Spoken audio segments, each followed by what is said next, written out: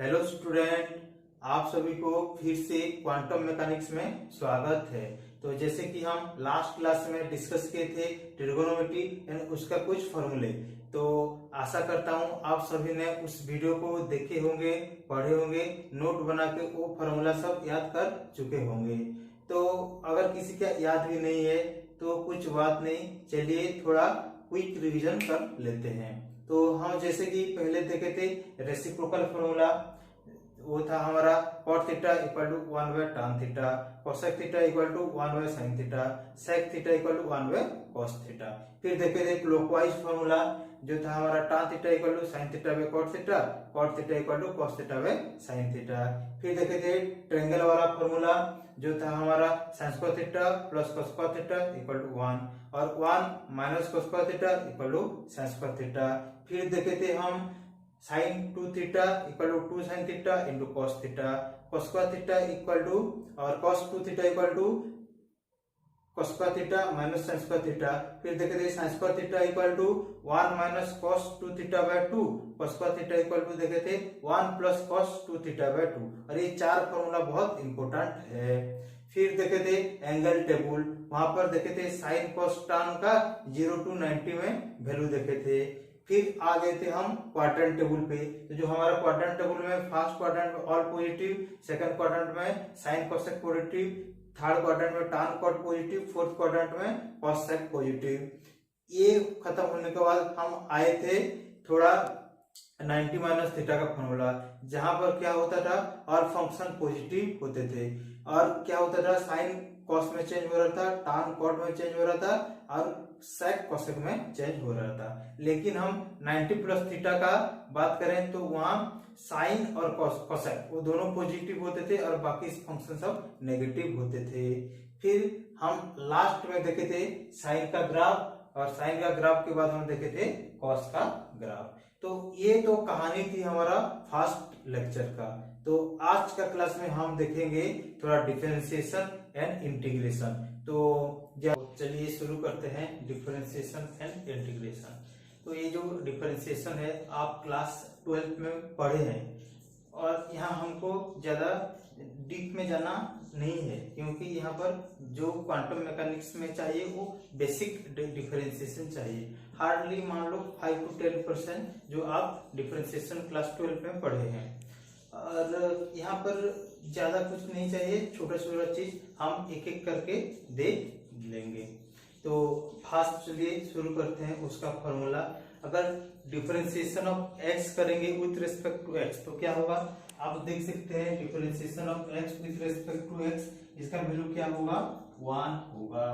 उसके बाद मैं अगर differentiation of x to the power n ये अवर 1 2 3 4 नेचुरल नंबर हो तो क्या होगा, इसका जनरल फॉर्मूला होता है n इंटू एक्स की पावर n माइनस 1।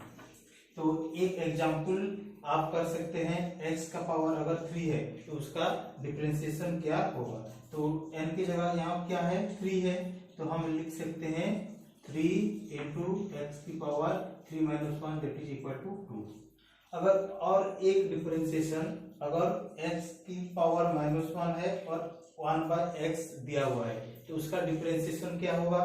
तो हम देख सकते हैं यहाँ n इक्वल टू क्या है -1 that is equal to -1 into x की पावर -1 तो ये हो जाएगा -2। अगर मैं इसको नीचे ले आऊं तो -1 बाय एक्स स्क्वायर, तो 1 बाय एक्स और x की पावर -1 का डिफरेंशिएशन क्या होगा -1 बाय एक्स स्क्वायर। इसको आप याद रख लेना चाहिए।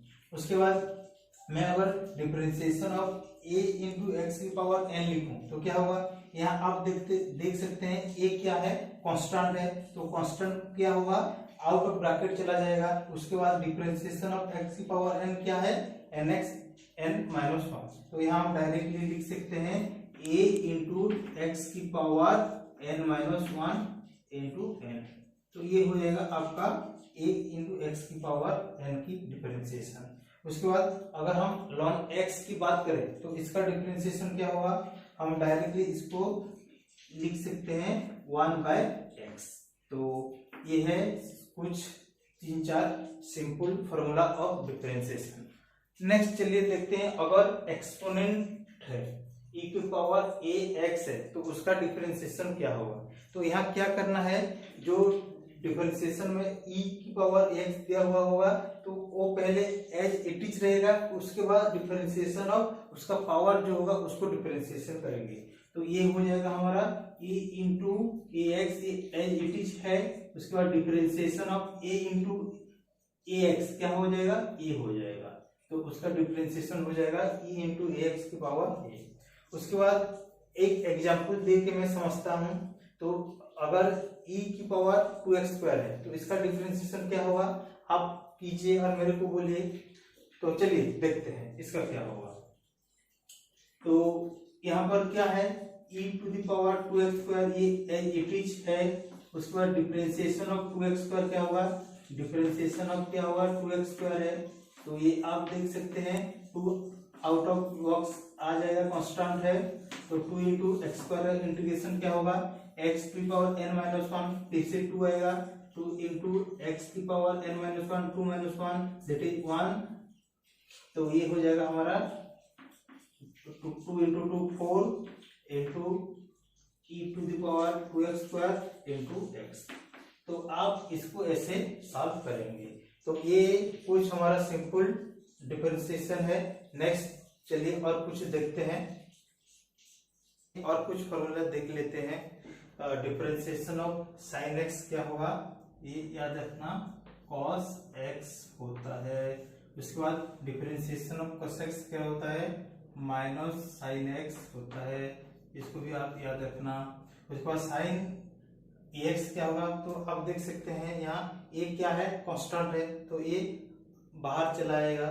तो a इंटू साइन एक्स का डिफरेंशिएशन क्या है, cos x है, तो ये हो जाएगा हमारा a इंटू cos x।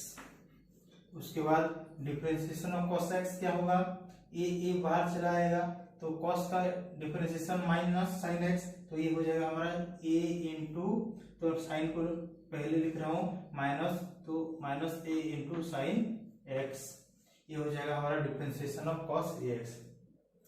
फिर नेक्स्ट देखिए डिफरेंशिएशन ऑफ एक्स वाई। अगर दो फंक्शन है, first function and second function, तो उसका डिफरेंशिएशन कैसा करना है, हम फर्स्ट का फंक्शन लेंगे एज इट इज रखेंगे, डिफरेंशिएशन ऑफ सेकंड फंक्शन करेंगे। फिर सेकंड फंक्शन को एज इट इज रखेंगे, डिफरेंशिएशन ऑफ फर्स्ट फंक्शन करेंगे। तो ये है हमारा, अगर दो फंक्शन का डिफरेंशिएशन दिया हुआ होगा। अगर तीन फंक्शन का हमको डिफरेंशिएशन दिया हुआ है तो फिर कैसे करेंगे, तो पहले क्या करना है, डिफरेंशिएशन ऑफ फर्स्ट फंक्शन कर देंगे, फर्स्ट सेकंड एंड थर्ड को एज इट इज रखेंगे। फिर क्या करेंगे, सेकंड को सेकंड स्टेप में डिफरेंशिएशन ऑफ सेकंड करेंगे, फर्स्ट एंड थर्ड को एज इट इज रखेंगे, प्लस क्या होगा हमारा, फर्स्ट दोनों को एज इट इज रखेंगे, डिफरेंशिएशन ऑफ थर्ड करेंगे। तो ये फिर से हमारा मिल गया हमारा 5 फॉर्मूला। तो चलिए फिर कुछ क्वेश्चन अभी सॉल्व करते हैं डिफरेंशिएशन से। चलिए स्टार्ट करते हैं इंटीग्रेशन। तो इंटीग्रेशन क्या है, ये एंटी डेरिवेटिव है, तो डेरिवेटिव का उल्टा।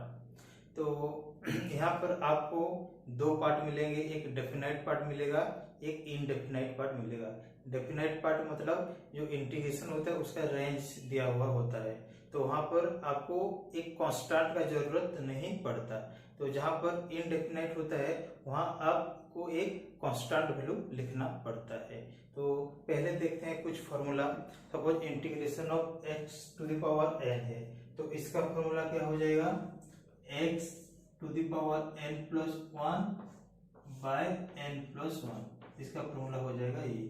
सपोज अभी इंटीग्रेशन का 1 dx है, तो ये इसको कैसे करना, 1 मीन्स क्या है, x टू द पावर 0, इसको हम क्या लिख सकते हैं, x to the power x का power 0 that is equal to 1।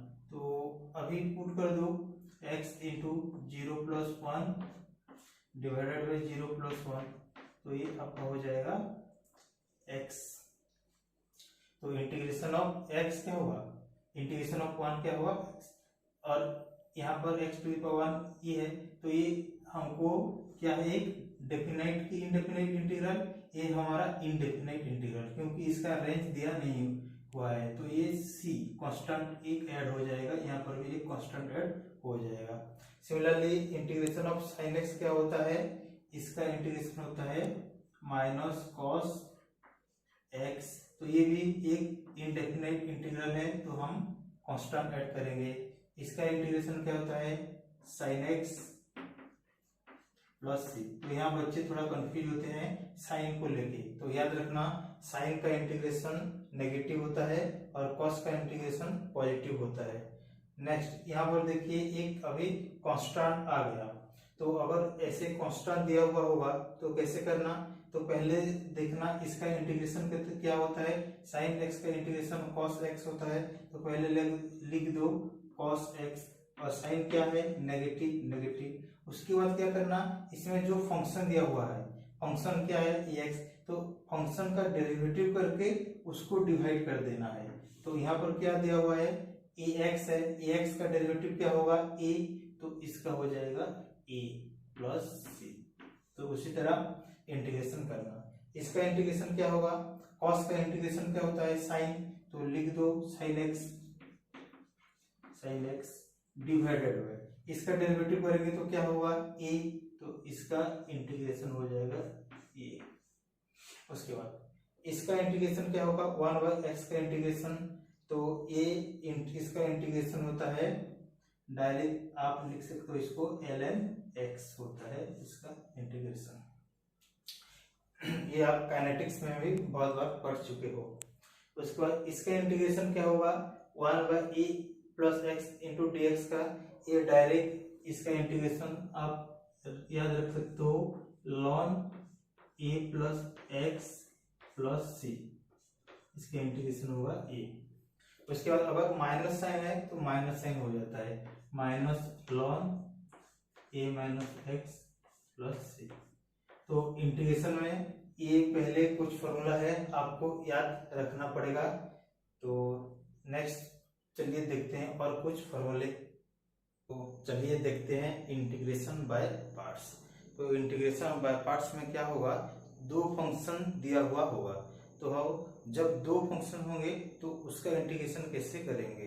तो अगर first function into second function है तो उसका फॉर्मूला क्या होगा, first function into integration of second function minus whole integration into derivative of first function into integration of second function. तो next question आता है कि यहाँ पर जो दो फंक्शन होंगे तो हम किसको फर्स्ट फंक्शन चूज करेंगे और किसको सेकंड फंक्शन चूज करेंगे। तो उसको प्रायोरिटी ऑर्डर को डिस्क्राइब करने के लिए एक रूल है आइलेट। आइलेट मतलब आई में आता है इनवर्स, एल में लॉगरिथम, ए में अलजेब्रिक, टी में ट्रिगोनोमेट्री, ई में एक्सपोनेंट। तो उसी हिसाब से हम प्रायोरिटी ऑर्डर चूज करेंगे।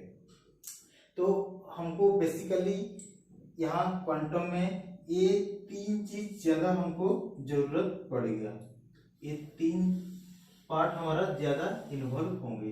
तो mainly algebraic and trigonometric function मिलेंगे। तो चलिए एक क्वेश्चन सॉल्व करते हैं। सपोज हमको दिया हुआ है x इंटू साइन एक्स का इंटीग्रेशन। तो यहाँ आप देख सकते हैं फर्स्ट फंक्शन कौन होगा, x है हमारा अलजेब्रिक, साइन एक्स है ट्रिगोनोमेट्रिक। तो ऑब्वियसली ये है हमारा फर्स्ट फंक्शन एंड ये है हमारा सेकंड फंक्शन। तो हम डायरेक्टली फॉर्मूला से यूज कर सकते हैं। तो ये हमारा हो जाएगा फर्स्ट फंक्शन, तो फर्स्ट फंक्शन है x, मैं डायरेक्ट लिख रहा हूँ x into integration of second function. तो इंटीग्रेशन ऑफ सेकंड फंक्शन, तो साइन एक्स का इंटीग्रेशन क्या है माइनस कॉस एक्स, तो ये डायरेक्ट लिख सकते हैं minus cos x minus integration. तो पहले इंटीग्रेशन दे देते हैं, integration into derivative of first function. तो x का इंटीग्रेशन x का डेरिवेटिव क्या होगा 1, तो 1 into integration of second function. तो इंटीग्रेशन ऑफ साइन एक्स क्या है माइनस कॉस एक्स, तो ये लिख देते हैं minus cos x into dx। तो ये हो गया हमारा फर्स्ट स्टेप। तो नेक्स्ट स्टेप क्या होगा, देखिए ये अगर मल्टीप्लाई कर देंगे तो हो जाएगा minus x into cos x minus, तो यहाँ आप देख सकते हैं ये साइन अगर माइनस इधर आ जाएगा तो साइन क्या हो जाएगा, पॉजिटिव। उसके बाद इंटीग्रेशन ऑफ cos x क्या है, इंटीग्रेशन ऑफ cos x है हमारा sin x, तो ये हो जाएगा sin x। तो ये इंडेफिनाइट इंटीग्रल नहीं है तो एक कांस्टेंट ऐड कर देंगे, तो इसका वैल्यू क्या हो जाएगा, ये हो जाएगा। तो बहुत सिंपल है, आप एक एक करके सॉल्व की दीजिएगा। तो ये अभी थोड़ा डेफिनेट इंटीग्रेशन का क्वेश्चन सॉल्व करते हैं। सपोज हमको दिया हुआ है integration of sine theta 0 to pi D theta, तो इसका इंटीग्रेशन क्या है, हमको पता है इसका इंटीग्रेशन है साइन थीटा का माइनस कॉस थीटा। उसके बाद इसका लिमिट क्या है 0 to पाई, तो 0 to पाई, ठीक है। उसके बाद नेगेटिव साइन को बाहर ले आते हैं तो हो जाएगा हमारा कॉस, अपर लिमिट क्या है पाई माइनस कॉस 0, तो ये हो गया कॉस पाई माइनस कॉस 0, सही है। फिर देखिए यहाँ पर माइनस इंटू कॉस पाई का वैल्यू क्या है, हम एंगल टेबल में देखे थे कॉस पाई का वैल्यू था -1, तो यहाँ डायरेक्ट लिख दो -1, माइनस कॉस 0 का वैल्यू क्या है +1, तो ये हो जाएगा आपका -1 इंटू -1 -2, तो ये -2 इंटू -1 ये हो जाएगा +2। तो ऐसे आपको इंटीग्रेशन बाय डेफिनेट का सॉल्व करना है। इसके बाद देखिए cos थीटा 0 to पाई दिया हुआ है, तो इसका इंटीग्रेशन क्या होता है cos थीटा का sin थीटा, तो डायरेक्ट लिख दो sin थीटा इंटू 0 to पाई। इसके बाद इसका अपर लिमिट क्या है पाई है, लोअर लिमिट है 0, तो हम लिख सकते हैं इसको sin पाई माइनस sin 0, ठीक है। फिर देखिए साइन पाई का वैल्यू क्या है 0, साइन 0 का वैल्यू भी 0 है, तो इसका ओवरऑल वैल्यू क्या हो जाएगा 0 हो जाएगा। फिर अभी देखिए इंटीग्रेशन है 0 to pi sine square theta into D theta, तो हमको पता है, हम फॉर्मूला देखे हैं साइन स्क्वायर थीटा का फॉर्मूला क्या था 1 माइनस कॉस 2 थीटा बाय 2, तो ये फॉर्मूला को यहाँ लिख देते हैं 0 to पाई, डायरेक्ट फॉर्मूला लिख दो 1 minus cos 2 theta by 2 into D theta. तो अगर ऐसा आ जाएगा तो क्या करना है, 2 को हम बाहर ले आएंगे, तो ले आओ 1/2 into 0 to pi 1 minus cos 2 theta into D theta. फिर 1/2 ये तो बाहर आ गया। अगर ऐसे दो पार्ट होंगे तो एक एक पार्ट को इंटीग्रेशन कर दो, integration 1 into D theta minus integration cos 2 theta into D theta, तो इसका इंटीग्रेशन क्या होगा चलिए देखते हैं। तो ये 1/2 ऐसे एजुअल रह जाएगा 1/2, उसके बाद 1 इंटू डी थीटा, तो ये हो जाएगा हमारा थीटा। तो इसका लिमिट हमारा क्या था देखिए 0 to पाई, तो चलो लिख देते हैं 0 to pi minus integration of cos 2 theta क्या होगा, हमको पता है इंटीग्रेशन ऑफ cos थीटा होता है sin थीटा, तो ये हो जाएगा sin 2 थीटा। उसके बाद जो यहाँ कोफिशिएंट 2 है, तो 2 थीटा का डिफरेंशिएशन क्या होगा 2, तो डायरेक्ट इसको डिवाइड कर दो 2, तो ये 0 to पाई हो जाएगा। फिर 1/2 ये ओवरऑल है, तो ये हो जाएगा पाई माइनस 0, क्योंकि upper limit minus lower limit minus ये 1/2 फिर बाहर आ जाएगा 1/2, ये हो जाएगा साइन 2 पाई माइनस साइन 2 0, ठीक है। फिर देखिए 1/2 into pi minus 1/2 into sine 2 पाई का वैल्यू क्या है 0, ये वैल्यू भी 0 है, ये वैल्यू भी 0 है, तो 0 को 1/2 से मल्टीप्लाई करने से वैल्यू भी 0 हो जाएगा, तो ओवरऑल वैल्यू क्या आ जाएगा पाई/2। तो आपको इस तरह से स्टेप बाय स्टेप सॉल्व करना है ताकि गलती ना हो। चलिए बच्चे और कुछ इंटीग्रेशन सॉल्व कर लेते हैं। आपको लग रहा होगा सारी क्वांटम पढ़ाने आया है कि मैथ पढ़ाने आया है? तो बच्चों मैं बोलना चाहता हूँ कि ये जो इंटीग्रेशन हम जब क्वेश्चन करेंगे बार बार यूज होगा, तब वहां पर आपको मैथ करने में टाइम वेस्ट होगा। इसीलिए अगर हम पहले से इस सब क्वेश्चन को सॉल्व कर देंगे और याद कर लेंगे तो वहां पर आपको बहुत जल्दी आंसर मिल जाएगा। और एंट्रेंस में आपको आंसर 1 मिनट में देना पड़ता है, तब आप वहां मैथ करने लगोगे तो आंसर कब दोगे? तो इसीलिए हमको पहले से फंडा बेसिक को स्ट्रॉन्ग करना पड़ेगा। तो चलिए और कुछ इंपोर्टेंट फॉर्मूला है उसको पढ़ लेते हैं। तो integration of sin square n pi by l into dx 0 to l, इसका इंटीग्रेशन क्या होगा? l/2 होगा। ये मैं सॉल्व कर चुका हूं, आप भी घर में बैठ के सॉल्व कीजिए। इसका वैल्यू क्या आएगा? l/2 आएगा। फिर अगर cos स्क्वायर दिया हुआ होगा, cos square n pi by l x dx का इंटीग्रेशन 0 टू l क्या होगा? इसका वैल्यू भी l/2 आएगा। तो फट से दोनों याद कर लीजिए। उसके बाद sin square n pi by 12 x dx 0 to l, इसका इंटीग्रेशन भी क्या होगा? l होगा। उसके बाद cos square n pi by l x dx, इसका इंटीग्रेशन क्या होगा? l होगा।